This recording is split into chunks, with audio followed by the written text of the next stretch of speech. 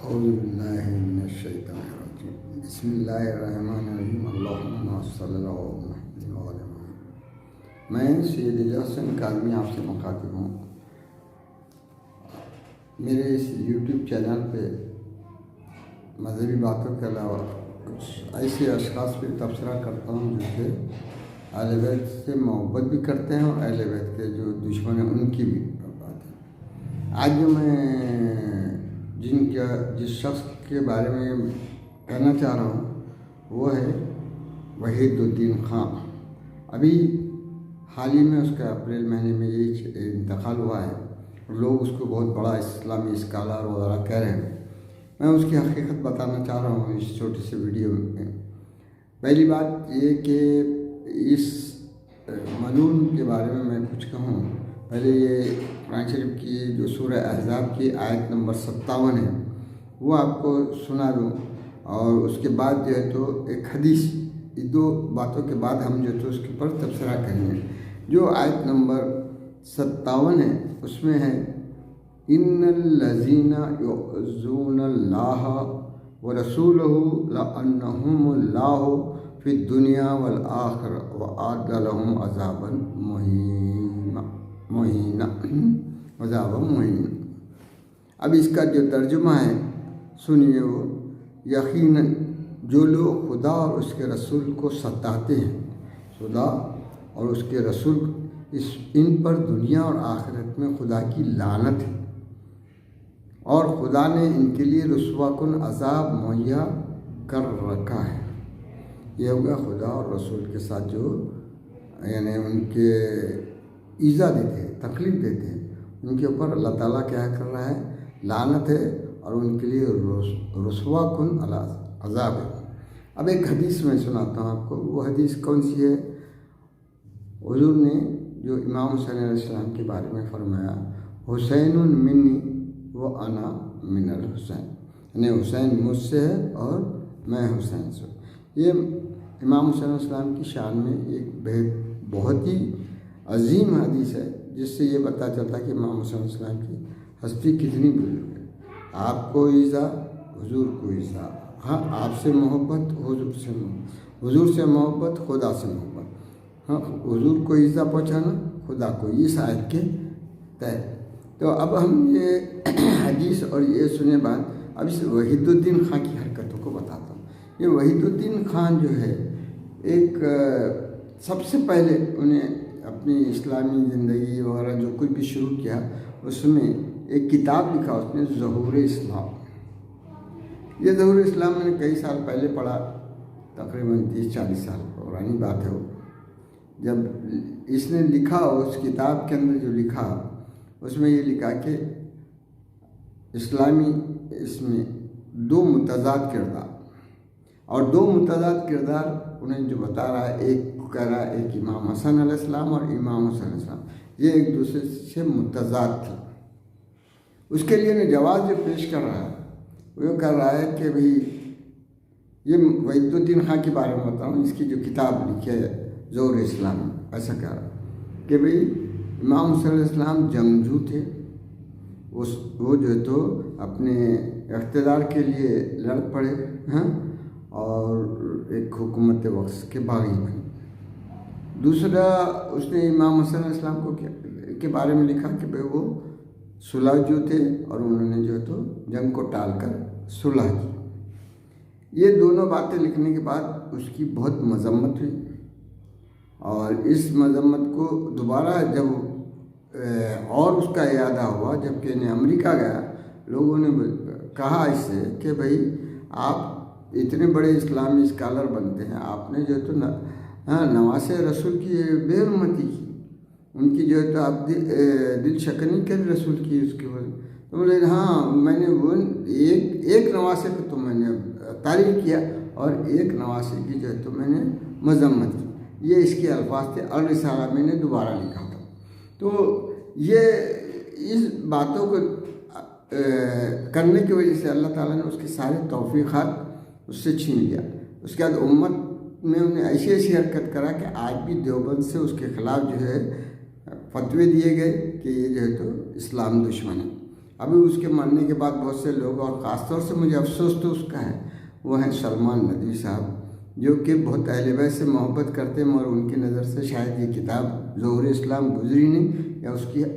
انہوں نے دوسری باتوں میں کہا کہ انہیں ایسے کیا کچھ اطلاعات کیے، مگر انہوں نے جو بدترین حرکت کیا، جو اللہ اور رسول کو ایذا پہنچا ہے، ہاں وہ انہوں نے اور نہیں۔ اب یہ دیکھیے کتنی بری بات ہے کہ امام حسین علیہ السلام کے بارے میں انہیں جو کہہ رہا ہے، اس کا جواب دے تو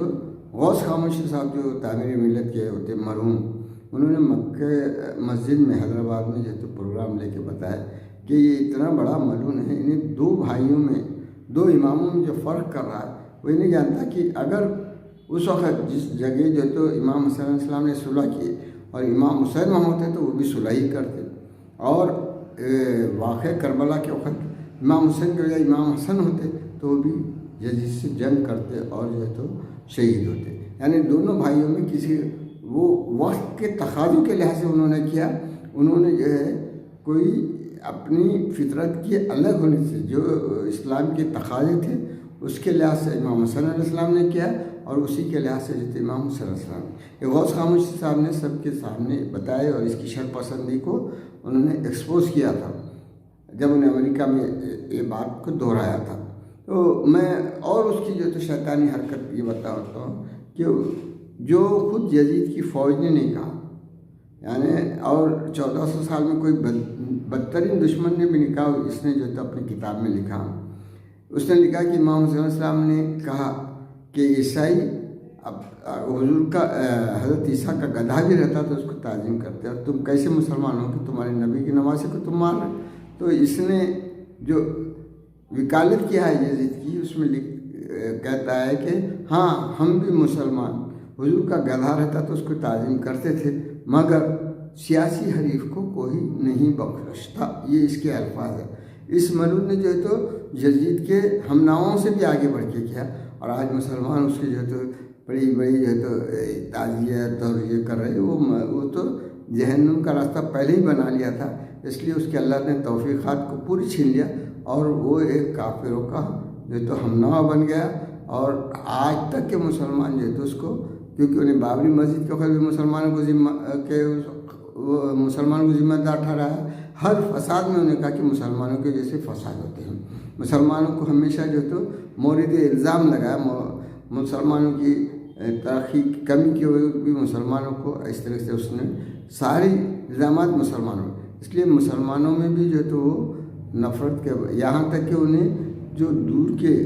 غدافی جیسے آدمی کی جو ہے تو تائید کیا، اس نے سلمان رشدی کی تائید کیا، اس نے ایسے ایسے حرکتیں کیا کہ مسلمانوں میں کوئی بھی اس کو لائی، کیونکہ اللہ تعالیٰ نے اس کی توفیق، کیونکہ جب انہیں نبی کے نواسے کی وہ بے حرمتی کیا، اللہ نے اس سے سارے توفیقات چھین لیا، انہیں کتنا بھی لکھا کتنا بھی کرا، تو آج مسلمان جو گہرائی سے اس کی کتابیں پڑھے اور اس کو دیکھے اور اس کی حرکتیں دیکھے، ایون مجھے تو یہاں پر بھی مہاراشٹر میں دورہ کیا تو جین لوگوں کے جو برہنہ سادھو رہتے ہیں ان کے ساتھ جو ہے تو آپ جو ہے امن کا وہ کیا، اس کو کوئی مسلمان ملے نہیں، اور وہ برہنہ جو رہتے ہیں ان کے پنڈت سادھو ان کے ساتھ جو ہے تو آپ پھرے، یہاں یہ اتنی گندی حرکتیں کیا ہے، اللہ تعالیٰ نے کیونکہ اس کو ذلیل کر دیا،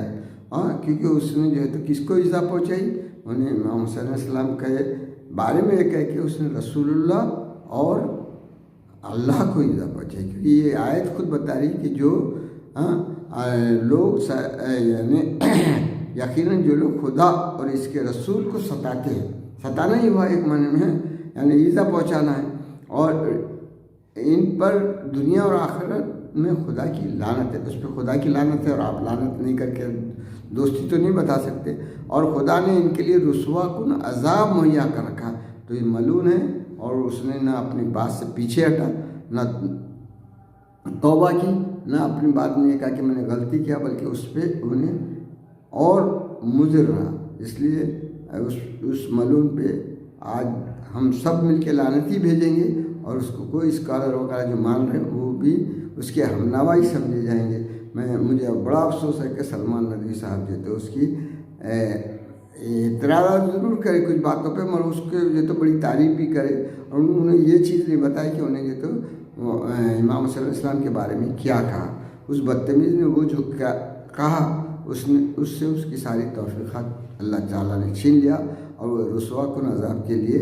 یہاں اس دنیا سے چلا گیا۔ وہ اللہ ہے، اس کو جو ہے تو اللہ ہی اپنی جیسا،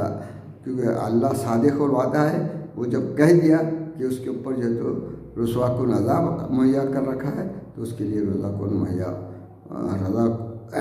رسوا کن عذاب جو ہے تو اس کو ہونے والا ہے۔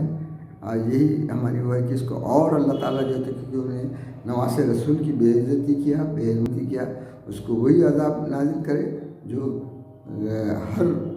دشمن اہل بیت کے لیے اللہ تعالیٰ نے مہیا کر رکھا ہے۔ وآخر دعوانا ان الحمدللہ رب العالمین، اللہم صلی اللہ محمد و آل محمد۔